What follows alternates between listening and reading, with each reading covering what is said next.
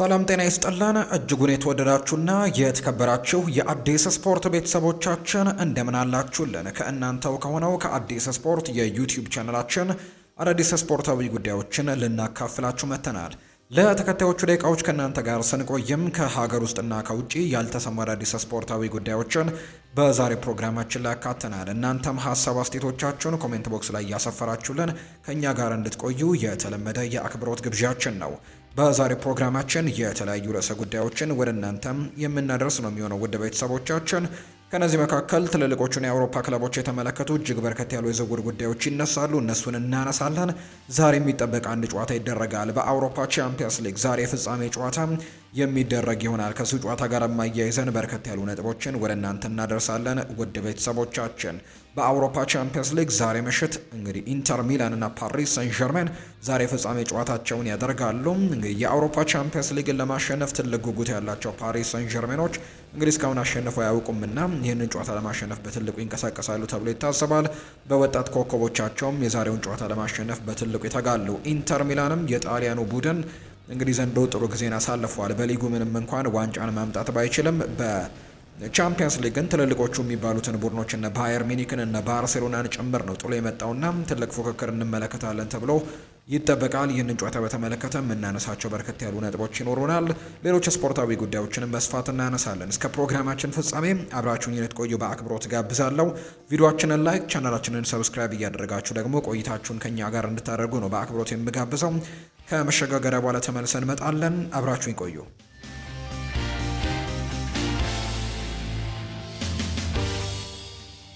ተመልሰን መጣን ውድ ቤተሰቦቻችን። ከሀገር ውስጥ ጉዳዮቻችን ነው የዛሬን ፕሮግራማችንን የምንጀምረው። የኢትዮጵያ ፕሪሚየር ሊግ ሁለት ጨዋታዎች ትላንትና ቀጥለው ተደርገዋል። ትላንትና እንግዲህ በ32ኛ ሳምንት ነው ሁለት ጨዋታዎች የተደረጉት።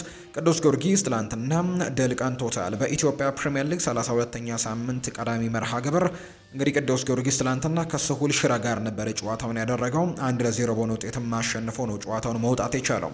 የቅዱስ ጊዮርጊስን የማሸነፊያ ግብ ደግሞ ፍጹም ጥላሁን ከመረብ ጋር ማሳረፍ የቻለ ተጫዋች ነው። ስሁል ሽረ መሸነፉን ተከትሎ ወልዋሎ አዲግራት ዩኒቨርሲቲን ተከትለው ወደ ከፍተኛ ሊግ መውረዳቸውን እያረጋገጡ ሁለተኛው ቡድን ሆነዋል።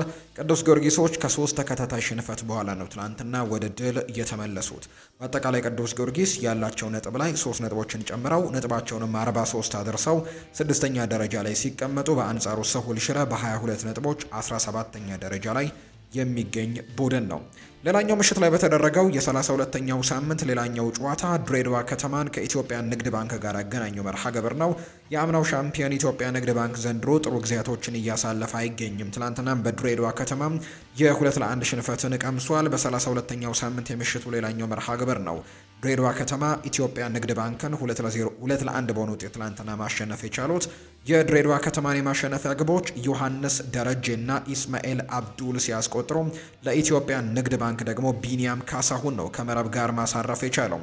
ድሬዳዋ ከተማ 3ኛ ተከታታይ ድሉን ነው ማሳካት የቻለው። በአጠቃላይ ኢትዮጵያ ንግድ ባንክ 39 ነጥቦችን ሰብስቦ 9ኛ ደረጃ ላይ ሲቀመጥ፣ ተመሳሳይ ነጥቦችን የሰበሰበው ድሬዳዋ ከተማ 11ኛ ደረጃ የተቀመጠ ቡድን ሆኗል። ወደ ውጭ ሀገር ስፖርታዊ መረጃዎቻችን በቀጥታ እንውሰዳችሁ። ትላንትና የተደረገ አንድ ጨዋታን በማስቀደም እንጀምር። ትላንትና እንግዲህ ቅድመ ውድድር ዝግጅቱን ለማድረግ ወደ ኤዥያ ጉዞን ያደረገው ማንቸስተር ዩናይትድ ትላንትና ጨዋታውን አድርጓል። እንግዲህ እነዚህ ጨዋታዎች ትላንትናም የተደረጉ ወይም የቀጠሉ ናቸው። ከዚህ በፊት ከኤዥያን ሱፐር ስታርስ ጋር ወይም ከኤዥያን ስታርስ ጋር ጨዋታውን አድርጎ መሸነፉን እናስታውሳለን።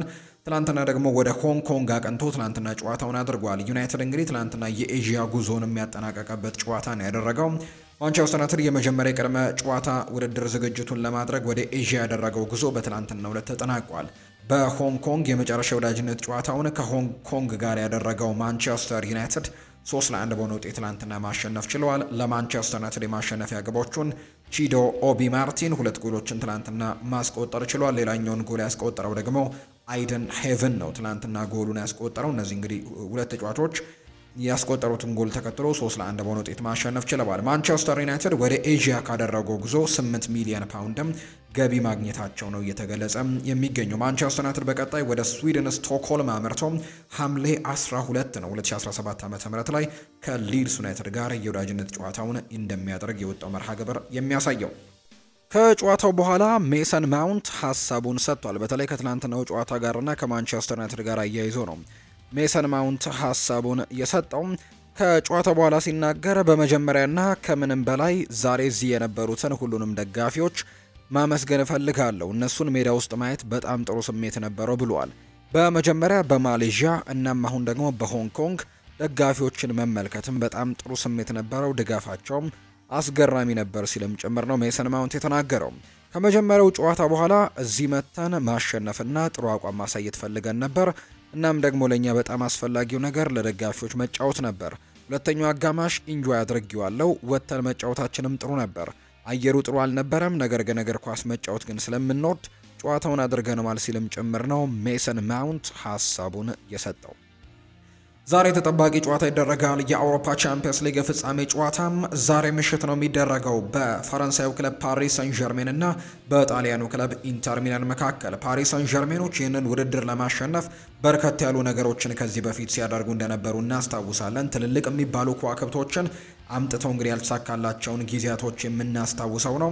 ኔይማር ጁኒየርን ከባርሴሎና በውድ ዋጋ አስፈረሙ። የአውሮፓ ቻምፒየንስ ሊግን ማሸነፍ አልቻሉም። ከዛ በኋላ ኬሊያን ምባፔን እንዲሁ ከሞናኮ አመጡ። ከኔይማር ጁኒየር ጋርም እንዲሁ ያጣመሩት። ነገር ግን የአውሮፓ ቻምፒየንስ ሊግን በድጋሚ ማሳካት አልቻሉም። ነገር ግን ለፍጻሜ የደረሱበትን የውድድር ዓመት የምናስታውሰው ነው። ከባየር ሚኒክ ጋር በነበረ የፍጻሜ ጨዋታ እንግዲህ በኪንግስሌ ኮማን ብቸኛ ጎል ተሸንፈው ዋንጫ ማጣታቸውን እናስታውሳለን። ከዛ በመቀጠል ደግሞ እንዲሁ ፓሪስ ሰን ዠርሜኖች ሊዮኔል ሜሲንም ጭምር እስከ ማምጣትም ደርሰው ነበር። የተለያዩ ከዋክብቶችን እነ ሰርሂዮ ራሞስ፣ ሌሎችም በርከት ያሉ ተጫዋቾችን ማምጣት ችለው ነበር። ነገር ግን የአውሮፓ ቻምፒየንስ ሊግን ማሸነፍ አልቻሉም ነበር። ከዚህ በተጨማሪ ግን በአሰልጣኝም እንዲሁ የተለያዩ አሰልጣኞችን ቀይረዋል። ቢያንስ እንኳን ከ2011 ከካርሎ አንቸሎቲን ከቀጠሩበት ጊዜ ጀምሮ እንግዲህ የሊጉን ዋንጫ ማምጣት ለፓሪስ ሰን ዠርሜን የአሰልጣኝነት ቦታ ዋስትና አይሆንም። የአውሮፓ ቻምፒየንስ ሊግን ማሸነፍ በትልቁ የሚፈልጉ ቡድን እንደሆነ ይታወቃል። ትልልቅ አሰልጣኞችን አምጥቷል። ሊጋቸውን ዶሚኔት አድርገው ማሸነፍ ቢችሉም ነገር ግን የአውሮፓ ቻምፒየንስ ሊግን ባለማምጣታቸው ምክንያት እነዚህ ትልልቅ የሚባሉ አሰልጣኞች ቡድኑን ለቀው ወጥተዋል። እነ ካርሎ አንቸሎቲ፣ ሎረን ብሎ፣ ኡናይ ኤምሪ፣ ቶማስ ቱሄል፣ ማውሪዚዮ ፖቼቲኖ፣ ክሪስቶፈር ጋልቲዬ እንግዲህ እነዚህ ከሉዊስ ኤንሪኬ በፊት መጥተው ሊጋቸውን አሸንፈው ነገር ግን የአውሮፓ ቻምፒየንስ ሊግን ማሸነፍ ባለመቻላቸው ምክንያት ከፓሪስ ሰን ዠርሜን የተሰናበቱ ናቸው። ቶማስ ቱሄል ብቻ ለፍጻሜ መድረሱን የምናስታውሰው ነው። ሉዊስ ኤንሪኬ ዘንድሮ እንግዲህ ፓሪስ ሰን ዠርሜንን በፍሬንች ሊጓን እንደተለመደው ሻምፒዮን ማድረግ ችሏል። በኮፕ ደ ፍራንስም እንዲሁ ሻምፒዮን መሆን ችለዋል። እንግዲህ ወሳኙ ጨዋታ ደግሞ ዛሬ ጠብቃቸዋል። ሉዊስ ኤንሪኬ በርግጥ ከዋክብት የሚባሉ ተጫዋቾቻቸውን ከለቀቁ በኋላ ቡድን ውስጥ እንግዲህ ጥሩ የሚባሉ ውህደትን ፈጥረዋል። ወጣት ተጫዋቾችን በማምጣትም ጥሩ የሚባለ ቡድንን መስራት ችለዋል። እነ ብራድሊ ባርኮላ፣ እነ ደሴሬ ድዌ፣ እነ ኦዝማን ዴምቤሌ እና እንዲሁ ደግሞ ከቪቻ ክቫራትስኬሊያን ጭምር እንግዲህ በማጣመር በፊት መስመር ላይ እንዲሁ ደግሞ እነ ዣኦ ኔቬስ፣ ቪታኒሃን ጭምር በማጣመር እንግዲህ ጥሩ የሚባል ቡድንን መስራት ችለዋል እና ለፍጻሜም ደርሰዋል። ፍጻሜ የደረሱበት መንገድም እንዲሁ የእንግሊዙን ክለቦች አርሰናልን ጥለው ሊቨርፑልን ጥለው እንዲሁ የመጡበትን መንገድ አስተን ቪላንም ጭምር ጥለው የመጡበትን መንገድ የምናስታውሰው ነው እና ለዛሬው ጨዋታም እንግዲህ በርካቶች ግምት የሰጡት ፓሪስ ሰን ዠርሜን ይህን ጨዋታ ያሸንፋል በማለት ነው። ከተሰጡት ፐርሰንት ድምጾች ወይም ደግሞ ህዝቡ ከሰጠው ድምጽ መካከል 44.4 በመቶ የሚሆነው ፓሪስ ሰን ዠርሜን ይህን ጨዋታ ያሸንፋል የሚል ግምት ነው። በአንጻሩ ላይ ኢንተር ሚላን 28.7 በመቶ ግምቶች እንደተሰጡት የሚያሳዩ መረጃዎች ናቸው እየወጡ የሚገኙት። ሌላኛው በ2023 ላይ የፍጻሜ ተፋላሚ እንደነበር እናስታውሳለን። ኢንተር ሚላን የፍጻሜ ተፋላሚ ነበሩ። ከማንቸስተር ሲቲ ጋር ነበር ለፍጻሜ የደረሱት። ነገር ግን ሮድሪ ባስቆጠረው ብቸኛ ጎል ጨዋታውን ተሸንፈው መውጣታቸውን የምናስታውሰው ነው እና ከዛ በኋላ እንግዲህ የአውሮፓ ቻምፒየንስ ሊግን በድጋሚ ለፍጻሜ ቀርበዋል። የአውሮፓ ቻምፒየንስ ሊጉንም ለማሸነፍ በትልቁ ጉጉት እንግዲህ አድሮባቸው ነው ወደ ዛሬው ጨዋታ የኢንዛጌ ቡድን ወደ ሜዳ ይገባል ተብሎ የሚታሰበው። በተለይ ደግሞ ትልቁ ቁጭታቸው በሴሪኤ ዘንድሮ እንግዲህ ዋንጫውን አለማሸነፋቸው ነው። ከናፖሊ ጋር አንገት ለአንገት እንግዲህ ተናንቀው ነገር ግን ዋንጫውን ለናፖሊ አሳልፈው የሰጡበትን አጋጣሚ የምናስታውሰው ነው። እስከ መጨረሻው ሳምንት ድረስ የሴሪኤው ሻምፒዮንነት ያልተረጋገጠበት ነበርና ኢንተር ሚላን ትልቅ ትንቅንቆችን አድርገዋል። ጥሎ የመጣቸውን ቡድኖችም እንዲሁ በጣም ትልቅ የሚባሉት ናቸው። ባርሴሎናና ባየር ሚኒክ ለዚህ ውድድር ለዋንጫ የሚገመቱ ቡድኖች ናቸው። ነገር ግን እነዚህን ቡድኖች ጥሎ ነው የመጣው። በተለይ ከባርሴሎና ጋር እልህ አስጨራሽ እንግዲህ ትንቅንቆችን አድርጎ ነው ኢንተር ሚላን ለፍጻሜ መድረስ የቻለውና ዛሬ በሚዩኒክ እንግዲህ በአሊያንዝ አሬና የፍጻሜው ጨዋታ ይደረጋል። ምሽት 4 ሰዓት ላይ የጨዋታ የሚደረግበት ሰዓት ነው። በርካቶች የሚጠብቁት ጨዋታ ይደረጋል። ባለፉት 5 ጨዋታዎች ፓሪስ ሰን ዠርሜን አንድ ሽንፈት ብቻ ነው ያስተናገደው። ሌሎቹን ጨዋታዎች በሙሉ አራቱንም ማሸነፍ ችሏል። በስትራስቡርግ ብቻ 2-1 የተሸነፈበት መርሃ ግብር ነው ያለው። ሌሎቹን ግን አርሰናልን 2-1 አሸንፏል። ሞንፔሌን 4-1 እንዲሁ ኦንዤን 3-1 እና ሬምስን 3-0 ያሸነፉበት መርሃ ግብር የሚታወሱ ናቸው። በአንጻሩ ደግሞ ኢንተር ሚላን ካለፉት 5 ጨዋታዎች አንድ ጨዋታቸው ወጥቶ አራቱን ጨዋታዎች ማሸነፍ የቻለበትንም አጋጣሚ የምናስታውሰው ነው። ቬሮናን 1-0 አሸንፏል። ባርሴሎናን 4-3 እንዲሁ በኤክስትራ ታይም ያሸነፈበትን የምናስታውሰው ነው። ቶሪኖን 2-0 ከዛ በተጨማሪ ደግሞ ኮሞን 2-0 አሸንፏል። ብቸኛው ነጥብ የጣለበት ጨዋታ ከላትሲዮ ጋር 2-2 የተለያዩበት መርሃ ግብር እንደነበር የምናስታውሰው ጉዳይ ነው። እንግዲህ ሁለቱ ቡድኖች ዛሬ ምሽት 4 ሰዓት ላይ ጨዋታቸውን የሚያደርጉ ይሆናል። ፓሪስ ሰን ዠርሜኖች ለዝግጅት 1 ሚሊዮን ዩሮ እንዳወጡ ነው እየተገለጸ የሚገኘው። የአውሮፓ ቻምፒየንስ ሊግ ፍጻሜ ተፋላሚው ፓሪስ ሰን ዠርሜን የፍጻሜ ጨዋታውን በኢስታዲዮ ፓርክ ደስ ፕሪንስ በትልቅ ስክሪን እንግዲህ ለደጋፊው ለማሳየትም በዝግጅት ላይ እንዳሉ ነው መረጃውን የሰማ ነው። ዝግጅቱን እንግዲህ የክለቡ ፕሬዝዳንት ናስር አልካላይፊ እየመሩት እንደሚገኙ ሲገለጽ የስቴዲየሙ የመያዝ አቅምም ከፍ እንዲልም መጠየቃቸው ጭምር ነው የተነገረው። ይህንን ተከትሎ 48000 ተመልካቾች ዛሬ ምሽት በፓርክ ደስ ፕሪንስ ስቴዲየም እንደሚገኙ ነው የሚጠበቀው። በስቴዲየሙ እኩሌታ ላይም 4 ግዙፍ ስክሪኖችም ለጨዋታው መመልከቻ ዝግጁ እንደሚሆኑ ጭምር እየተነገረ ነው። ጨዋታው በስቴዲየሙ እንግዲህ ለማስተላለፍም ለሚደረገው ዝግጅት ከወጣ ወጪ 1 ሚሊዮን ዩሮ መብለጡን ነው እየተነገረ የሚገኘው። ጨዋታውን ፓርክ ደስ ፕሪንስ ስቴዲየም በስክሪን ለመመልከትም የትኬት ዋጋ ከ10 ዩሮ ጀምሮ ለሽያጭ መቅረቡ ጭምር እየተነገረ ይገኛል። ሌላኛው የኢንተር ሚላኑ ተጫዋች ላውታሮ ማርቲኔስ ነው ሀሳቡን የሰጠው። ዋንጫውን ወደ ቤቱ ለመውሰድም ያለንን እንሰጣለን ብሏል ላውታሮ ማርቲኔስ። የኢንተር ሚላኑ አምበል ላውታሮ ማርቲኔስ ከዛሬው የቻምፒየንስ ሊግ የፍጻሜ ጨዋታ በፊት አስቴቱን ሰጥቷል። ፍጻሜውን ለማሸነፍ በጨዋታው ላይ ግዴታ ያለንን መስጠት አለብን ሲልም ጭምር ነው የተናገረው። እንደ ቡድን እያደግን ነው፣ ቻምፒየንስ ሊግ ዋንጫን ደግሞ ወደ ቤቱ ለመውሰድም ዝግጁ ነን ብሏል። ስለ ባሎን ዶር አላስብም፣ የግል ክብሮች ቀጥለው የሚመጡ ናቸው። ይህ ማለት ግን አንድ ቀን ማሸነፍ አልፈልግም ማለት አይደለም። ከምንም በላይ ለኢንተር ሚላን ቅድሚያ ሰጣለው። አላሜ የቻምፒየንስ ሊጉን ዋንጫ ከ15 ዓመታት በኋላ ማሸነፍ ነው ሲልም ጭምር ነው የኢንተር ሚላኑ የአጥቂ መስመር ተጫዋችና የቡድኑ ካፕቴን የሆነው ላውታሮ ማርቲኔስ እየተናገረ የሚገኘው።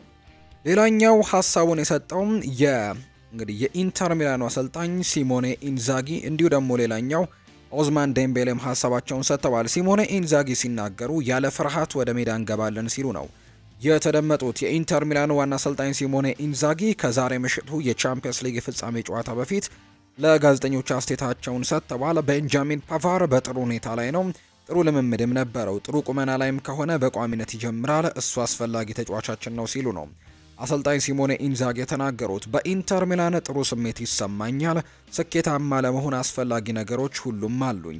አሁን ላይ የሁላችንም ሀሳብ ፍጻሜው ላይ መድረስ፣ ፍጻሜውን ማሸነፍ ብቻ ነው ሲሉ ሲሞኔ ኢንዛጊ ይናገራሉ። ከፍጻሜው ጨዋታ በኋላ ከክለቡ አስተዳደር ጋር ለንግግር እቀመጣለሁ፣ ለኢንተር ሚላን ጥሩ ነገርም እንወስናለን ብሏል።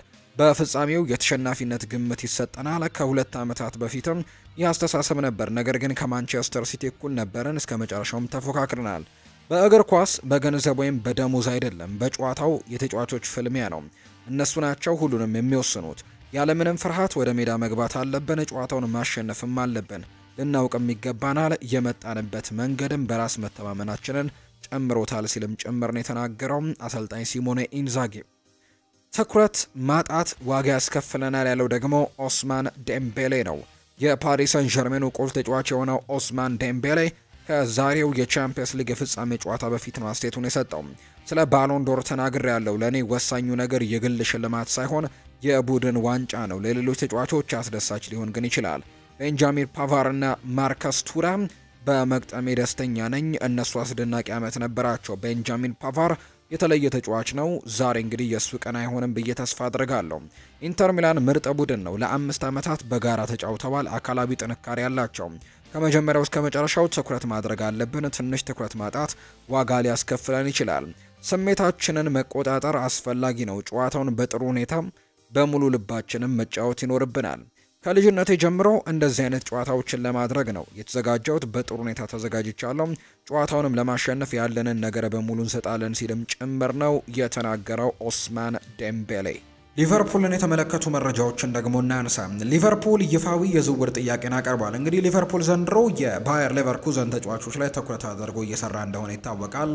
ጀረሚ ፍሪምፖንግን ትናንትና ማስፈረሙን ይፋ አድርጓል። ቀጣዩ ደግሞ ፍሎሪያን ቨርትስ እንደሚሆን ነው የሚጠበቀው። ሊቨርፑሎች እንግዲህ ትናንትና በይፋ ተጫዋች አስፈርመዋል። ይህም ጀረሚ ፍሪምፖንግ ነው። የመርሲሳይዱ ክለብ ሊቨርፑል የባየር ሌቨርኩዘኑን የቀይ መስመር ተጫዋች ጀረሚ ፍሪምፖንግን ማስፈረማቸውን ነው ይፋ ያደረጉት። የ24 ዓመቱ የቀይ መስመር ተጫዋች ጀረሚ ፍሪምፖንግ በሊቨርፑል ቤትም የ5 ዓመታት ኮንትራት እንደፈረመ ነው የተመለከትነው። ሊቨርፑል በትላንትናው ዕለት ትሬንት አሌክዛንደር አርኖልድን ሪያል ማድሪድን መቀላቀሉ ከተረጋገጠ በኋላ የጀረሚ ፍሪምፖንግን ዝውውር ደግሞ ይፋ አድርገውታል። ሊቨርፑል ፍሪምፖንግ እንግዲህ በባየር ሌቨርኩዘን ያለውን 35 ሚሊዮን ዩሮ የውል ማፍረሻ መክፈላቸውም ጭምር ነው የተገለጸው። በሊቨርኩሰን ሆኜ ከተጫወትኩባቸው ስቴዲየሞች ሁሉ ምርጡ ነው። ድባቡ፣ ደጋፊዎቹ፣ ቡድኑ ራሱ ሁሉም ነገር አሪፍ ነው ሲልም ይናገራል። ጀረሚ ፍሪምፖንግ ይቀጥልና ከአርኔ ስሎት ጋር መስራት በመቻሌ በጣም ደስተኛ ነኝ። በብሔራዊ ቡድን ውስጥ በነበርኩበት ጊዜም አንዳንድ የፌኖርድ ተጫዋቾች ስለሱ እየነገሩኝ ነበር። እናም እሱ እስካሁን ካገኟቸው ምርጥ አሰልጣኞች መካከል ነው። ይህ ከሌቨርኩዘን ጋር በነበርኩበት ጊዜ የተጫወትኩበት ምርጡ ስቴዲየም አንፊልድ ነው ብዬ አስባለሁ። ድባቡ፣ ደጋፊዎቹ፣ ቡድኑ እንዲሁ ደግሞ አጠቃላይ ሁሉም ነገሩ በጣም ምርጥ ነው። ሁልጊዜም እንደ እግር ኳስ ተጫዋች በልጅነት ጊዜ ለከፍተኛ ቡድኖች መጫወት ትፈልጋለህ። ለሊቨርፑል ልጫወትም ነው። ከዚህ የበለጠ ደግሞ ምን ማለት እችላለሁ ሲልም ይናገራል። በመጨረሻም የሊቨርፑል ደጋፊዎች ሁሉንም አቅሜንና ጉልበቴን እሰጣለሁ። እናም አብረን ደግሞ እናሸንፋለን። አብረን ደስታችንንም እናከብራለን። ሁሉንም ነገር እንሰበስባለን። እዚህ በመሆኔ በጣም ተደስቻለሁ። ስለተቀበላችሁኝም አመሰግናለሁ ሲልም ጭምር ነው ጀረሚ ፍሪምፖንግ ሀሳቡን የሰጠው። የሊቨርፑል ደጋፊዎች ሁሉንም ነገር ሁሉንም ጉልበቴን እሰጣችኋለሁ ሲልም ጭምር ነው የተናገረው። በጣም ተደስቻለሁ። ለብሔራዊ ቡድን በነበርኩበት ወቅትም ስለ አርኔ ስሎት በደንብ ሰማ ነበር ሲልም ጭምር ነው ጀረሚ ፍሪምፖንግ ሀሳቡን እንዲሁ የሰጠው። ሁሉም ነገር በጥሩ ሁኔታ ነው የተካሄደው። ሊቨርፑሎች መጡ፣ እናም ልናስፈርም እንፈልጋለን አሉኝ። እናም እኔ ደግሞ ጥሩ ብዬ ምንም ሳላስብ ለወኪሌ ዝውውሩን ለመጨረስ ሁሉንም ነገር እንዲያደርግም ነገርኩት ሲልም ጭምር ነው ጀረሚ ፍሪምፖንግ የተናገረው። የባየር ሌቨርኩሰን ተጫዋች ነበር። አሁን ላይ የሊቨርፑል ተጫዋች መሆኑ በይፋ ተረጋግጧል። ቀጣዩ ኢላማቸው ደግሞ ሌላኛው የባየር ሌቨርኩሰን ተጫዋች የሆነው ፍሎሪያን ቨርትስ ነው። ሊቨርፑል እንግዲህ ይፋዊ የዝውውር ጥያቄን ለዚህ ተጫዋች እንደላኩ ነው እየተገለጸ የሚገኘው። የፕሪሚየር ሊጉ አሸናፊ ሊቨርፑል ጀርመናዊውን አማካይ ፍሎሪያን ቨርትስን ለማስፈረም ለባየር ሌቨርኩዘን ይፋዊ የዝውውር ጥያቄ እንዳቀረቡ ጭምር ነው የሚነገረው። ሊቨርፑል ለተጫዋቹ ዝውውር 130 ሚሊዮን ዩሮ የሚደርስም የዝውውር ሂሳብ ማቅረባቸውን ዘ አትሌቲክ አረጋግጧል። የዝውውር ጥያቄው ሊቨርፑል ያቀረበው ሁለተኛ የዝውውር ሂሳብ ሲሆን ገንዘቡ ከመጀመሪያው ከፍ ብሎ መቅረቡን የተገለጸው። የ22 ዓመቱ አማካይ ፍሎሪያን ቨርትስ የሊቨርፑል የመጀመሪያ ኢላማ ሲሆን ተጫዋቹ ለሊቨርፑል ፍቃዱንም ሰጥቷል። ፍሎሪያን ቨርትስ ሊቨርፑልን የሚቀላቀል ከሆነ ሊቨርፑል ከፍተኛ የዝውውር ሂሳብም ያስፈረመው ቀዳሚ ተጫዋች ይሆናል። አሁን ላይ ዳርዊን ኑኔስ ነው በ85 ሚሊዮን ፓውንድ ሊቨርፑልን የተቀላቀለ ከፍተኛው የዝውውር ሂሳብ የወጣበት ተጫዋች። ነገር ግን አሁን ላይ ፍሎሪያን ቨርትስ ይህንን ሪከርድ ሊሰብር የሚችልበት እድል እንዳለ እየተገለጸ ነው። የጀርመን ብሔራዊ ቡድን አሰልጣኝ የሆኑት ጀርመናዊው ዩሊያን ናግልስመን ስለ ፍሎሪያን ቨርትስ ተናግረዋል። ቨርትስ ወደዚህ ክለብ ሂድ ወይም ደግሞ አትሂድ ብዬ ልመክረው አልችልም። በአሁኑ ሰዓት አስፈላጊው ነገር እሱ በባየር ሌቨርኩዘን ቤት የነበረው አጫውት አሁን ከሚቀላቀለው ክለብ ጋር መስማማቱ ነው። ፍሎሪያን ቨርትስ በአሁኑ ሰዓት የዓለማችን ምርጥ ተጫዋች መካከል አንደኛው ነው ሲልም ጭምር ነው ያሞካሸው ዩሊያን ናግልስመን።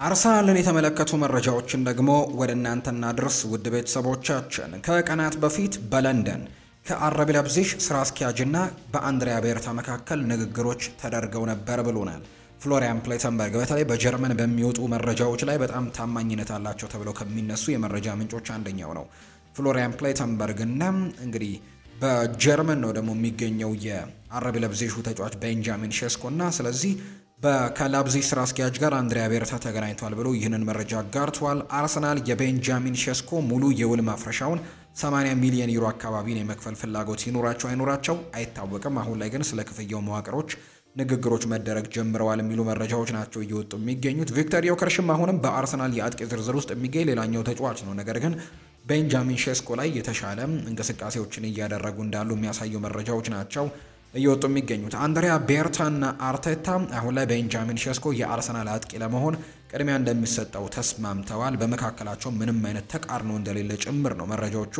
እያሳዩ የሚገኙት ሁለቱ ሰዎች ተናበው እየሰሩ እንደሆነና ቤንጃሚን ሼስኮ ላይም ትኩረታቸውን እንዳደረጉ የሚያሳዩ መረጃዎች ናቸው እየወጡ የሚገኙት። በአርሰናል አሁንም እንግዲህ በሁሉም ወገኖች የቤንጃሚን ሼስኮ ዝውውር ንግግሮች እንዲጀመሩ ፍቃድ ሰጥተዋል የሚል መረጃም እንዲወጥቷል። አሁን ላይ የዝውውር ዋጋ ወሳኝ ነው። አርሰናሎች በፍጥነት መፍትሄዎችን ለማግኘት የሚሰሩ ሲሆን ዝውውሩን ደግሞ ለመፈጸም የሚከብድ ከሆነ በፍጥነት ወደ ሌሎች አማራጮችም ለመዘውር ሙከራዎችን ያደርጋሉ ተብሎ እንደሚጠበቅ ነው መረጃዎች የሚያሳዩት። አርሰናል በግል ጥቅማ ጥቅም ዙሪያ እንግዲህ ከቤንጃሚን ሼስኮ ጋር ይስማማል ተብሎ ነው የሚጠበቀው ወይም ደግሞ ያን ያክል ከባድ እንደማይሆንባቸው ይታመናል። ምክንያቱም ቤንጃሚን ሼስኮም ወደ አርሰናል የማምራት ትልቅ ፍላጎቶች እንዳሉት ይታመናል። ባለፈው የክረምት የተጫዋቾች የዝውውር መስኮትም ይህንን ተጫዋች ለማስፈረም ፍላጎቶችን እንግዲህ እንደነበራቸው ይታወሳልና ነገር ግን አሁን ላይ እንግዲህ ይህንን ተጫዋች እንግዲህ ለማስፈረም በአሁኑ ጥረት ያደርጋሉ ተብሎ ይታሰባል። ባለፈው የመጫወቻ ጊዜ እንደሚሰጠው ወይም ቃል ስላልተገባለት ወይም ደግሞ በደንብ እንግዲህ ደቂቃዎችን እንደሚያገኝ ቃል ስላልተገባለት እንጂ ወደ አርሰናል መምጣት ትልቁ ፍላጎቱ እንደነበር የሚታወስ ጉዳይ ነው።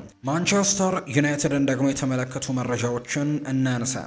የቀረበው ገንዘብን ውድቅ ማድረግ እንችላለን ብሏል ሩበን አሞሪም። የማንቸስተር ዩናይትድ ዋና አሰልጣኝ ሩበን አሞሪም ብሩኖ ፈርናንዴሽ ክለቡን እንግዲህ ለመልቀቅ ይወስናል የሚል እምነት እንደሌላቸው ነው የተናገሩት። ከአልሂላል ጋር እንግዲህ በደንብ ጥያቄዎች እየመጡ እንደሆነ ትልልቅ ገንዘቦችም እያቀረቡ እንደሆነ ጭምር እየሰማን ነው አልሂላሎች ለብሩኖ ሚጌል ፈርናንዴስ።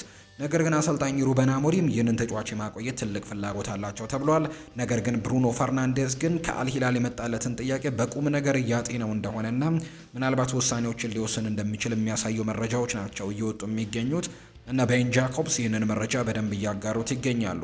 ብሩኖ ፈርናንዴዝ የመጨረሻ ጨዋታው ይሆናል ብዬ አላስብም ብለዋል ሩበን አሞሪም ሲናገር። የብሩኖ ፈርናንዴዝ የማንቸስተር ዩናይትድ የመጨረሻው ጨዋታ ነው ዛሬ ያደረገው ብዬ አላስብም ብለዋል። ትናንትና ካደረገው ጨዋታ በኋላ የተናገሩት ሀሳብ ነው።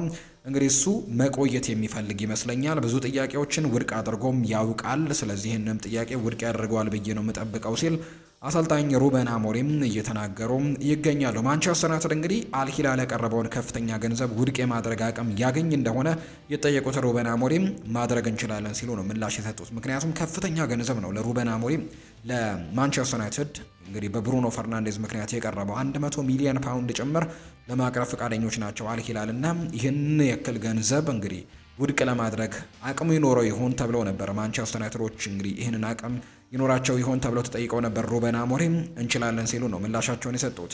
እኛ ገንዘብ ማግኘት የምንችልባቸው ሌሎች መንገዶች አሉ፣ እነሱን እንጠቀማለን ሲሉም ጭምር ነው አሰልጣኝ ሩበን አሞሪም የተናገሩት። አልሂላሎች እንግዲህ ማንቸስተር ዩናይትድ ከብሩኖ ፈርናንዴዝ ዝውውር የሚፈልገውን ዋጋ ለመክፈል ዝግጁ ናቸው ተብሏል። የሳዑዲው ክለብ ለተጫዋቹ ዝውውር የተጋነነ ሂሳብ ለማውጣትም ዝግጁ እንደሆኑ ጭምር ነው የሚነገረው። አሁን ላይ ውሳኔው በብሩኖ ፈርናንዴዝ እጅ ላይ እንደሆነ ሲገለጽ፣ የተጫዋቹ ወኪልና አልሂላል ደግሞ ከሰሞኑ ቀጥተኛ ንግግሮችን ወይም ግንኙነቶቹ ጭምር እንዳደረጉ ጭምር ነው ፋብሪዚዮ ሮማኖ መረጃውን እያጋራ የሚገኘው። አልሂላል ብሩኖ ሚጌል ፈርናንዴዝን ከማንቸስተር ዩናይትድ ለማስፈረምም ቢያንስ 100 ሚሊዮን ፓውንድ ለማቅረብም ዝግጅቱን እንደጨረሰ ጭምር ነው እየተገለጸም የሚገኘውና ማንቸስተር ዩናይትድ ምናልባት በዚህ ተጫዋች ዝውውር ጉዳይ ላይ ሊፈተን እንደሚችልና ገንዘቡ ትልቅ እንደሆነ ጭምር እየተገለጸ ይገኛል። ሌላኛው ከማንቸስተር ዩናይትድ ጋር የሚነሳው ጉዳይ የአሌሃንድሮ ጋርናቾ ጉዳይ ነው። በዚህ ክረምት ከክለቡ ይለቃሉ ተብሎ ከሚጠበቁ ተጫዋቾች መካከል አንደኛውና ግንባር ቀደሙ ተጫዋች ነው አሌሃንድሮ ጋርናቾ። የዚህ ተጫዋች መልቀቅ እንግዲህ እርግጥ የሆነ ይመስላል። ምክንያቱም ከአሰልጣኝ ሩበን አሞሪም ጋር ጭምር ጥሩ የሚባል ግንኙነት እንደሌላቸው ነው የሚነገረው። በተጫዋቾች ፊት እንግዲህ አንድ ነገርን ተናግረው እንደነበር ሰሞኑን ሰምተናል። እንግዲህ ሌላ የሚፈልግህ ክለብ ወይም ደግሞ የሚገዛ ክለብ እንድታገኝ መጸለይ ይኖርብሃል እንዳሉት ጭምር እንግዲህ መረጃዎች ወጥተው እንደነበር እናስታውሳለን እና ከማንቸስተር ዩናይትድ ጋር የመለየት እድሉ በጣም ሰፊ እንደሆነ ነው የሚታመነው። እንግዲህ አልናስሮች አሁን ላይ የሊቨርፑልን ሉዊስ ዲያዝ ማስፈረም ይፈልጋሉ። ነገር ግን ይህንን ተጫዋች ማስፈረም የማይችሉ ከሆነ ወይም ሉዊስ ዲያዝን ማስፈረም የማይችሉ ከሆነ ግን ቀጣዩ ኢላማቸው አሌሃንድሮ ጋርናቾ ሊሆን እንደሚችል እየተገለጸ ይገኛል ብሏል ቤን ጃኮብስ። ስለዚህም አሌሃንድሮ ጋርናቾ ከሳዑዲ አረቢያው አልናስር፣ ከጣሊያኑ ናፖሊ፣ ከእንግሊዙ ቼልሲ ጭምር ፍላጎቶች እንዳሉ ጭምር ነው እየተገለጸ የሚገኘው። ሌሎች ስማቸው ያልተጠቀሱና አትሌቲኮ ማድሪድ ጭምር ሌሎችም እንግዲህ ስማቸው ያልተጠቀሱ ክለቦች ግን ከአሌሃንድሮ ጋርናቾ ጋር ስማቸው እየተነሳ እንደሚገኝ የሚያሳዩ መረጃዎች በስፋት እየወጡ ነው የሚገኙት። ኒውካስል ዩናይትድ የአውሮፓ ቻምፒየንስ ሊግ ተሳታፊነቱን በብሪያን ምቤሞ ዝውውር ከማንቸስተር ዩናይትድ የበለጠ አድቫንቴጅ አልሰጣቸውም ተብሏል። ልክ እንደ ማቲያስ ኩኛ ሁሉ ብሪያን ምቤሞ በአውሮፓ መድረክ ይልቅ የረጅም ጊዜ ፕሮጀክትን ይመርጣል የሚል መረጃን ቤን ጃኮብስ በዩናይትድ ስታንድ መረጃው ላይ አጋርቷል። ስለዚህ ብራያን ምቤሞ ከኒውካስል ዩናይትድ ይልቅ ማንቸስተር ዩናይትድን ሊመርጥ የሚችልበት እድል እንደሚኖር ነው እየተገለጸ የሚገኘው። እንግዲህ ታዋቂው ጋዜጠኛ ቤን ጃኮብስ ይናገራል በዩናይትድ ስታንድ መረጃው ላይ በማንቸስተር ዩናይትድ ውስጥ ስላሉ ተጫዋቾች አሌሃንድሮ ጋርናቾ፣ ማርከስ ራሽፎርድ እና ጄደን ሳንቾ የወደፊት ተስፋቸው ላይ አስተያየቱን ሰጥቷል። በገለጸው መሰረት ጋርናቾ ከዩናይትድ መውጣቱ የተረጋገጠ ይመስላል። ራሽፎርድ ደግሞ ለማንቸስተር ዩናይትድ ከዚህ በኋላ እንደማይጫወት ብዙ ነገሮችም እየጠቆሙን ነው። ሳንቾ ግን ወደ ቡድኑ እንደገና የሚመለስበት እድል ሊኖር እንደሚችል ነው እየገለጸ የሚገኘው። ነገር ግን የጉዳይ በተጫዋቹ ምላሽ ላይ የተመሰረተ እንደሆነም ጭምር ይታመናል ተብሎ ነው የሚታሰበው። ባርሴሎናን እንመልከት። ማርክ አንድሬ ቴር ሽቴገን ለአመታት የጠበቀው ህልም ይሳካለታል። ቴር ሽቴገን በቀጣይ የጀርመን ብሔራዊ ቡድን ቁጥር 1 ግብ ጠባቂ ቦታውን እንደሚወስድ ነው አሰልጣኝ ጁሊያን ናግልስመን የገለጸው። ይህንን ተከትሎ ማርክ አንድሬ ቴር ሽቴገን በቀጣይ የኔሽንስ ሊግ ጨዋታዎች የጀርመን ብሔራዊ ቡድን ቁጥር 1 ግብ ጠባቂ ይሆናል። በተጨማሪም በቀጣዩ የ2026 የዓለም ዋንጫ ውድድር ብሔራዊ ቡድኑን በግብ ጠባቂነትም ያገለግላል። በማኑኤል ኖየር ምክንያት ለብሔራዊ ቡድኑ ለመሰለፍ 10 ዓመታትን የጠበቀው ቴር ሽቴገን በመጨረሻም ህልሙ እውን ይሆናል። ጀርመን በቀጣይ ከፖርቱጋልና እንግዲህ ከሌሎች ጋርም የኔሽንስ ሊግ የግማሽ ፍጻሜ ጨዋታዋን የምታደርግ እንደሆነ ነው የሚወጣው መረጃ የሚያሳየው። ሪያል ማድሪድን የተመለከቱ መረጃዎችን ደግሞ እናንሳ። የሪያል ማድሪድ የክረምት ተጫዋቾች የዝውውር መስኮት የመጀመሪያ 3 ተፈራሚዎች ተከላካይ መሆናቸው አሁን ላይ ተረጋግጧል። በውድድር ዓመቱ መጥፎ ውጤት ምክንያት የኤምባፔ አፈጻጸም አለመሆኑን እንግዲህ የሚያሳይ መረጃዎችም እንዲሁ እየወጡ እንደሆነ ዘገባዎች ያሳያሉ። አሁን ላይ እንግዲህ ሪያል ማድሪዶች 3 የተከላካይ መስመር ተጫዋቾችን ቀድመው እንዳስፈረሙ የሚታወስ ነው። በአንቸሎቲ ጊዜ እንግዲህ ቡድኑ ላይ በተለይ በመከላከሉ ረገድ የተወሰኑ ችግሮች እንደነበሩበት የሚታወስ ነውና አሁን ላይ ያንን ነገር ደግሞ ለማስተካከል ሙከራዎችን እያደረጉ እንዳሉ ጭምር ነው ዘገባዎች እየጠቆሙ የሚገኙት። 3 ተከላካይ ተጫዋቾችን አስፈርመዋል። ዴን ሆችሰንን አስፈርመዋል። ከዛ በተጨማሪ እንዲሁም ትሬንት አሌክዛንደር አርኖልድን ማስፈረማቸው የሚታወስ ነው። አልቫሮ ፈርናንዴዝ ካሬራስን በቀጣይ የሚፈርመው ተጫዋች እንደሆነ የሚያሳዩ መረጃዎች አሁን ላይ እየወጡ ይገኛሉ በሪያል ማድሪድ ቤት። ሪያል ማድሪድ እንግዲህ አሁን ላይ የሚያስቡት አንድ ነገር አለ ተብሏል። ፋብሪዚዮ ሮማኖ ነው ይህንን መረጃ ያጋራው። ሪያል ማድሪዶች አሁን ላይ እንግዲህ የዓለማችን ምርጡ የፉልባክ ተጫዋች እኛ ጋር ይገኛል ብለው ያስባሉ ብሏል ፋብሪዚዮ ሮማኖ በዘገባው መሰረት። ይህም እንግዲህ ትሬንት አሌክዛንደር አርኖልድን እንደሆነ ነው ዘገባዎቹ እየጠቆሙ የሚገኙት። ፋብሪዚዮ ሮማኖ ነው መረጃውን ያጋራው።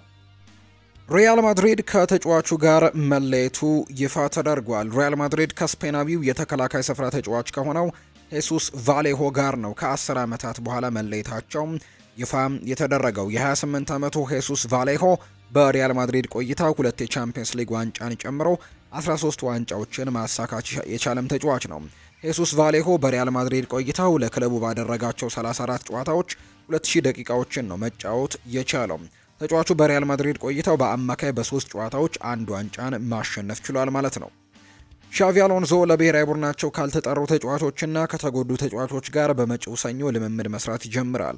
ስፔናዊው አሰልጣኝ ከሙሉ ቡድኑ ጋርም ልምምድ የሚያደርገው በአሜሪካ እንደሚሆንም ጭምር ነው ዲያሪዮ አስ መረጃውን ያጋራው። አሁን ላይ እንደ ማርካ ዘገባ ከሆነ ስቲለር በክረምቱ ወደ ሪያል ማድሪድ የመቀላቀል ፍላጎት እንዳለው ሆዲው ገልጿል። ይህም በዝውውር ልሂቃን ዘንድም እንግዲህ የዝውውር መንገዱ ይከፈታል ተብሎ ይታሰባል። ሪፖርቶች እንደሚጠቁሙት ከሆነ ስቲለር ብቸኛው የሪያል ማድሪድ የመሃል አማካይ ምርጫ ባይሆንም አሁንም ግን ጀርመናዊው አማካይ ለአውሮፓው ቁንጮ ክለብም ቀዳሚ ኢላማ እንደሚሆን ይነገራል። ስቲለር በዚህ ሲዝን በሪያል ማድሪድ ሌጀንድ በሆነው ቶኒ ክሮስ ተስማሚ ሰውም ሊሆን እንደሚችል ነው የሚታመነው። የአማካይ ክፍሉን ማጠናከርም የበለጠ ወጪ ቆጣቢ አማራጭ ተደርጎም ነው የሚወሰደው። በዚህም የዝውውር ሂደት ውስጥም እቅዱ ጥቅሙ እንግዲህ አማካይ በስቱትጋርት ውስጥ ከሚገኙ ለሽያጭ ከቀረቡ ተጫዋቾች መካከል አንደኛው መሆኑ ነው። እናም በስቱትጋርት ዳይሬክተሮች ዘንድም ከዚህ በክረምት የተጫዋቾች የዝውውር መስኮት ዋናው የገቢ ምንጭ ከስቲለር ሽያጭ እንደሚሆን ያውቃሉ። ሆኖም ግን ቀደም ብሎ ለመግለጽ እንደተወደደው ከሆነ አማካዩ ለማስፈረምም ከ40 እስከ 50 ሚሊዮን ዩሮ ወጪ እንግዲህ እንደሚያስፈልግ ተነግሯል። ከሪያል ማድሪድ በተጨማሪ ስቲለር እንደ ሊቨርፑል፣ ዌስትሃም ዩናይትድ፣ አያክስ እና ሬንስ የመሳሰሉ ክለቦችም ትኩረትን እንደሳበ ነው የሚነገረው። ነገር ግን ጀርመናዊ ኢንተርናሽናል ምርጫው ለሪያል ማድሪድ መፈረም እንደሆነ ብዙሃኑ ሚዲያዎች እንግዲህ እየገለጹት የሚገኘው መረጃ ነው። ማንቸስተር ሲቲን ደግሞ እንመልከት። ጃክ ግሪሊሽ፣ ጄምስ ማኬቲ፣ ካይል ዎከር እና ካልቪን ፊሊፕስ በክረምቱ ክለቡን ይለቃሉ ተብሎ ይጠበቃል። ኤደርሰን ሞራይስ እና ስቴፈን ኦርቴጋ የሚቆይ ከሆነ ክለቡ አዲስ ግብ ጠባቂ አያስፈርምም። ብዙዎች አውሮፓ ክለቦች ማቴዮ ኮቫቺች ላይ ፍላጎት አላቸው። ተጫዋቹም በክለቡ የመቆየቱ ነገር አጠራጣሪ እንደሆነ ይነገራል። ለማንቸስተር ሲቲ ቅርብ የሆነው ጋዜጠኛ ጃክም እንደተናገረው ከሆነ ስለ አንዳንድ የተጫዋቾቹ መረጃን እያወጣ ይገኛል። እነዚህ ተጫዋቾች ክለቡን ለቀው ሊወጡ እንደሚችሉ ነው የተገለጸው። አሁን ላይ ማንቸስተር ሲቲ ሁለት ተጫዋቾችን ለማስፈረም ቅርብ እንደሆነ መረጃዎች ያሳያሉ። አንደኛው የሊዮኑ ራያን ቸርኪ ነው። ሌላኛው የኤሲ ሚላኑ ቲጃኒ ራይንደርስ ነው። ራያን ቸርኪ የማንቸስተር ሲቲን የዝውውር ጥያቄ ተቀብሏል የሚል መረጃን ሳንቲ አውና አሁን ላይ ያወጣ ይገኛል። ሳንቲ አውና እንግዲህ የራያን ቸርኪ ስምምነት ወደ 40 ሚሊዮን ዩሮ ያስወጣል ተብሎ እንደሚጠበቅ ነው የተናገረው። ማንቸስተር ሲቲ በአንጻሩ ቲጃኒ ራይንደርስንም በፍጥነት ለማስፈረም እየሰራ እንደሆነ ጭምር እየተገለጸ ይገኛል። ማንቸስተር ሲቲና ኤሲ ሚላን ከስምምነትም ደርሰዋል በቲጃኒ ራይንደርስ ጉዳይ። በሁለቱ ክለቦች መካከል ከደረሰው መሰረታዊ ስምምነት በኋላ በሚቀጥለው ሳምንትም መጀመሪያ ላይ ዝውውሩ ሊጠናቀቅ እንደሚችልም ጭምር ነው መረጃዎች የሚያሳዩት። ማንቸስተር ሲቲ ቲጃኒ ራይንደርስን ለማስፈረም ከኤሲ ሚላን ጋርም ድርድር ላይ ናቸው። አሁን ላይ ክለቦቹ በክፍያው ላይም እየተወያዩ እንደሚገኙ ጭምር ነው መረጃው የጠቆመው። ባየር ሌቨርኩዘን ጥያቄው ውድቅ ተደረገ። በአሰልጣኝ ኤሪክ ቴን ሃግ የሚመራው ባየር ሌቨርኩዘን የብሬንትፈርዱን ግብ ጠባቂ ማርክ ፍሌከንን ለማስፈረም ጥያቄ አቅርበዋል። ብሬንትፈርድ በበኩሉ ባየር ሌቨርኩዘን ለቁጥር 1 ግብ ጠባቂያቸው የቀረበውን 9 ሚሊዮን ፓውንድ የዝውውር ጥያቄ ውድቅ አድርገውታል። ብሬንትፈርድ ግብ ጠባቂውን ለመሸጥ ዝግጁ ሲሆኑ ነገር ግን እስከ 13 ሚሊዮን ዩሮ ሂሳብም እና ደግሞ መጀመሪያ ተተኪ ግብ ጠባቂም እንደሚፈልጉ ነው የሚነገረው። ባየር ሌቨርኩዘን አሁን ላይ የግብ ጠባቂውን ዝውውር ለማጠናቀቅ በድርድር ላይ መሆናቸውን ዘ አትሌቲክ አስነብቧል።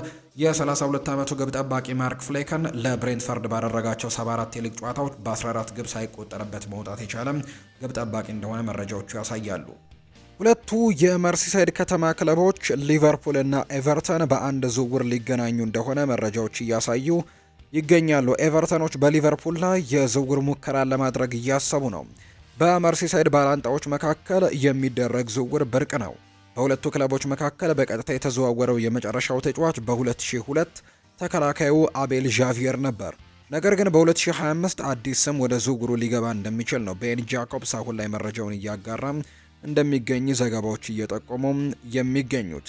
በፍሬድሪክን ቡድን ስር እንግዲህ ኤቨርተን በትልቅ ደረጃ ለመገንባት ዝግጅት ላይ ሲሆን በቀጣይ ዓመትም አዲስ ስቴዲየም አዲስ ዘመንን ሊጀምሩ ነው። ሶፊዎቹ በሚቀጥለው የውድድር ዘመን 53000 መቀመጫ ወዳለው አዲስ ስቴዲየም ይዘዋወራሉ። እንደ ጃኮብስ ዘገባ ደግሞ ኤቨርተኖች ቡድናቸውን ለማደስ እየተዘጋጁ ናቸው። ኤቨርተኖች የቡድናቸውን አማካይ ዕድሜ በእጅጉ እንደሚቀንሱ ተስፋ ያደርጋሉ። እናም የመጀመሪያው እርምጃ ደግሞ ቤን ዶከን ከጎረቤት ሊቨርፑል ማስፈረም ሊሆን ይችላል። የስኮትላንድ ኢንተርናሽናል በዚህ የውድድር ዘመንም ከሚድልስቦሮ ጋርም በነበረበት አስደናቂ የውሰት ቆይታ ብቃቱን በትልቅ ደረጃ ማሳየት ችሎ ነበር። ሆኖም ግን በሊቨርፑል ወደ አንደኛ ቡድን መግባት ቀላል አይደለም። እናም ደግሞ ሊቨርፑል ለትልቅ ትርፍም ለመሸጥ ክፍት ነው። ሊቨርፑል የክንፍ ተጫዋቹን በ2022 ከሴልቲክ ለማስፈረም 600,000 ፓውንድም ከፍለዋል። አሁን ላይ የ19 ዓመቱ ተጫዋች እንግዲህ አሁን ላይ 30 ሚሊዮን ፓውንድም ይገመታል። ሊቨርፑል በጥር እንግዲህ የቤን ዶከን እንዲሸጡ ከክሪስታል ፓላስና ከኢፕስዊች ታውንም 16 ሚሊዮን ፓውንድ የቀረበላቸው ጥያቄን ውድቅ አድርገው ነበር። ኤቨርተን የሊቨርፑልን ሙሉ ፍላጎት ማሟላት ይችሉ እንደሆነ ወደፊት የሚታይ ጉዳይ ነው። ሊቨርፑል ቤን ዶከን ለመሸጥም እንግዲህ ተዘጋጅተዋል። ነገር ግን በ30 ሚሊዮን ፓውንድ ይፈልጋሉ። እስካሁን ምንም አይነት ጥያቄ አልመጣላቸውም። ቤን ጃኮብስ እንዳለው ከሆነ ኤቨርተን በሊቨርፑል የሚጠየቀውን ዋጋ ከከፈለ ተጫዋቹን የሚያገኝበት እድሉ ሰፊ እንደሚሆንም ጭምር ነው መረጃዎች አሁን ላይ እያሳዩ እንደሚገኙ ዘገባዎቹ የጠቆሙት። ክሪስቶፈር ኢንኩንኩ አዲስ ፈላጊ ክለብን አግኝቷል። ቶትንሃም ሆትስፐርስ የቼልሲውን የፊት መስመር ተጫዋች ክሪስቶፈር ኢንኩንኩን ለማስፈረም አቅደዋል የሚል መረጃ እየወጣ ነው። ቼልሲና ቶትንሃም በፕሪሚየር ሊጉ በለንደን ደርቢ የሆኑ ቡድኖች ናቸው። ሁለቱም በሚቀጥለው ሲዝን በቻምፒየንስ ሊግ ላይ ይጫወታሉ። ሰማያዎቹ በፕሪሚየር ሊጉ የደረጃ ሰንጠረዥ 4ኛ ደረጃን ይዘው ከጨረሱ በኋላ በአውሮፓ ውድድር ብቁ ሲሆኑ ቶትንሃም ሆትስፐርስ የዩሮፓ ሊግ ዋንጫን ካሸነፈ በኋላ ቦታውን ይዘዋል። እንደ ሌሎች ክለቦች ሁሉ ቶትንሃም ሆትስፐርስ በክረምቱ የዝውውር መስኮት ፊርማዎችን ያደርጋሉ። እናም ከነሱ ጋር ከተገናኙ ተጫዋቾች መካከል አንደኛው ደግሞ የቼልሲው አጥቂ ክሪስቶፈር ኢንኩንኩ ነው። ክሪስቶፈር ኢንኩንኩ ከ2023 ጀምሮ በቼልሲ ቆይቷል። በስታንፈርድ ብሪጅም ትልቅ ተጽዕኖ መፍጠር አልቻለም። በቼልሲ በአሰልጣኙ ኤንዞ ማሬስካ ስር በዚህ ውድድር ዘመን ፈረንሳዊው የፊት መስመር ተጫዋች በፕሪሚየር ሊጉ 9 ጨዋታዎችን ብቻ ነው ያደረገው። ማሬስካ በዚህ ውድድር ዘመን ክሪስቶፈር ኢንኩንኩን እንደ መሃል አጥቂነት ተጠቅሞበታል። ነገር ግን የ27 ዓመቱ አጥቂ በተለይም አስደናቂ አልነበረም። እንደ ፌጂያስ ዘገባ ከሆነ ቶተንሃሞች ክሪስቶፈር ኢንኩንኩን ለማስፈረም እቅዱ አላቸው። ስፐርስ ክሪስቶፈር ኢንኩንኩን ለመግዛትም 45 ሚሊዮን ዩሮ አማራጭ ጋርም በውሰት ለማስፈረም ይፈልጋሉ። ዘገባው አክሎም ይህ ሀሳብ በዚህ የውድድር ዘመን የሚጠበቀውን ተጽዕኖ ያላሳየውን ተጫዋችም መልቀቅ ለሚፈልጉት ቼልሲዎች ማራኪ ሊሆን ይችላል ተብሎ ነው የሚታሰበው። ነገር ግን ቶትንሃም እና ቼልሲ የለንደን ባላንጣዎች ናቸው። የሁለቱ የፕሪሚየር ሊግ ክለቦችም መካከልም ከጥር 2009 በኋላ ምንም አይነት የትልቅ የተጫዋች ዝውውርም አልተደረገም። እንደ ቲም ቶክ ዘገባ ዩቬንቱስ በክሪስቶፈር ኢንኩንኩ ጉዳይ ላይ ከቼልሲ ጋር ተገናኝቶ መነጋገሩን ያረጋገጡ ሲሆን ኒውካስል ዩናይትድም እንግዲህ የ27 ዓመቱን ተጫዋች ላይ ፍላጎት እንዳለው ተሰምቷል። ባየር ሚኒክም ክሪስቶፈር ኢንኩንኩን ያደንቁታል። ተጫዋቹን ለማስፈረምም የሚቻልበትን ሁኔታ እየተመለከቱ እንደሆነ የሚያሳዩ መረጃዎችም እየወጡ ነው። በተለይ በጥር ተጫዋቾች የዝውውር መስኮትም እንዲሁ ይህንን ተጫዋች ለማስፈረም ሙከራ አድርገው እንደነበር የሚታወስ ነው። ሞንቺ የ23 ዓመቱን ግብ ጠባቂ በግል እያነጋገረ ነው። አስተን ቪላ ኤሚሊያኖ ማርቲኔዝን ለመተካት ጥራት ያለው ግብ ጠባቂ ለማስፈረም ይፈልጋሉ። እናም ሉካስ ቼቫሊየር ኢላማ አድርገውታል። አርጀንቲናዊው ግብ ጠባቂ በክረምቱ ክለቡን መልቀቅ እንደሚፈልግ ለአስተን ቪላ ያሳወቀ ሲሆን የዌስት ሚድላንድ ቡድንም አሁን ላይ አማራጮችን እያየ ነው። እንደ ስካይ ስፖርት ዘገባ የሊሉን ግብ ጠባቂ ቅድሚያ ኢላማቸው አድርገው ለይተውታል። የስፖርቲንግ ዳይሬክተሩ ሞንቺ አሁን ላይ ከተጫዋቹ ወኪሎች ጋርም እየተነጋገረ ሲሆን አስተን ቪላ ተጫዋቹን ለማስፈረምም ይፋዊ ጥያቄ ለማቅረብ በዝግጅት ላይ ናቸው። ከተጫዋቹ ጋር የግል ጉዳዮችን በተመለከተ በእንግሊዙ ክለብና በተጫዋቹ ተወካዮች መካከልም የመጀመሪያ ውይይቶች ተካሂደዋል። ሆኖም ግን አስተን ቪላ በክለቡ ፕሮፖዛል አልቀረበለትም። ይህ በእንዲህ እንዳለ ቼቫሊየር አዲስ ፈተናን ለመውሰድም ፍላጎት አለው። እናም የፕሪሚየር ሊግ ክለብን መቀላቀል ይችል እንደሆነ የሚነገር ነው።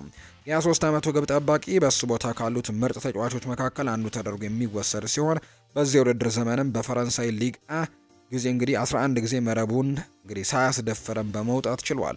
በቅርቡ ለፈረንሳይ ብሔራዊ ቡድን የቁጥር 1 ቦታን ከማይክ ማይጋን ጋርም ይወዳደራል ተብሎ ይጠበቃል። ለአስተን ቪላም ጠንካራ የረጅም ጊዜ ግዢ እንደሚሆን ምንም ጥርጥር የለውም። ቼቫሊየር ከማንቸስተር ዩናይትድ ጋርም ስሙ የሚያዝ ግብ ጠባቂ ነው። ተጫዋቹ ከባርሴሎና ጋርም ተገናኝቷል። ባርሴሎና በዚህ ክረምት ጥራት ያለው ግብ ጠባቂን ለማምጣት እየፈለጉ ሲሆን ፈረንሳዊው ከስፔኑ ክለብም እንግዲህ ለመቀላቀል ሊፈተንም ይችላል። አስተን ቪላ በፍጥነት ለመንቀሳቀስና ፊርማውን ለማረጋገጥም ይፈልጋል። ቪላዎች ለቀጣዩ የውድድር ዘመን የአውሮፓ እግር ኳስን እንግዲህ አረጋግጠዋል።